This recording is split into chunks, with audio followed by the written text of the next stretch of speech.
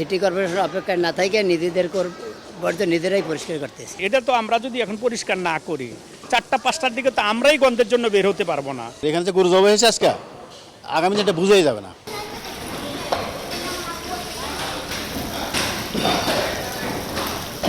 নোংরা আবহাওয়া খারাপ হয়ে যায়, মানুষের অসুখ বিসুখ রোগ ব্যাধি দেখা দেয়, দুর্গন্ধে থাকা যায় না, এলাকায় বসবাস করা যায় না।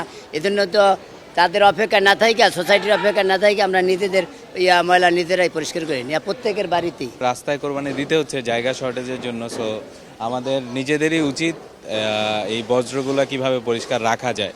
আর যেহেতু আমাদের বাসার সামনে, সো আমাদের নিজেদেরই এই রাস্তা দিয়ে চলাফেরা করতে হবে। সে প্রেক্ষিতে আমরা যেটা করতেছি, প্রথমত রক্তটা সাথে সাথে ধুয়ে ফেলতেছি যাতে জমে না যায়।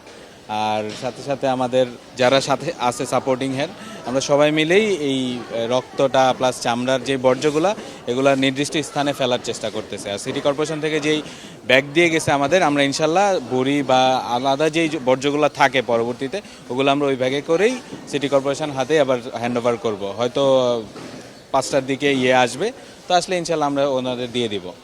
এই তো ব্যাগ দিয়ে গেছে, হ্যাঁ। ওনারা এটা গত কয়েক বছর ধরেই আমি দেখে যাচ্ছি যে ওনারা একটা বড় ব্যাগ দিয়ে যায় বজ্র অপসারণের জন্য। তো এবারও দিয়ে গেছে ওনারা, তো ওইটা দিয়ে আমরা করবেন ইনশাল্লাহ। এখন জন্ম সনদ দিয়ে খোলো বিকাশ স্টুডেন্ট অ্যাকাউন্ট। নিজের বিকাশ নিজে কর।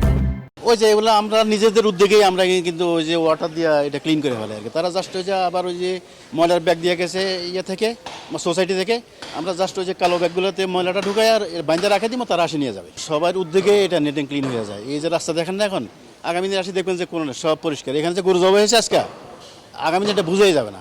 যার যার বাড়ির সামনে আমরা কোরবানি দিয়েছি। কোরবানি দেওয়ার পরে অনেক রক্ত এখানে জমাট হয়েছে, আমরা সাথে সাথেই পানির মাধ্যমে এটা আমরা অপসারণ করেছি।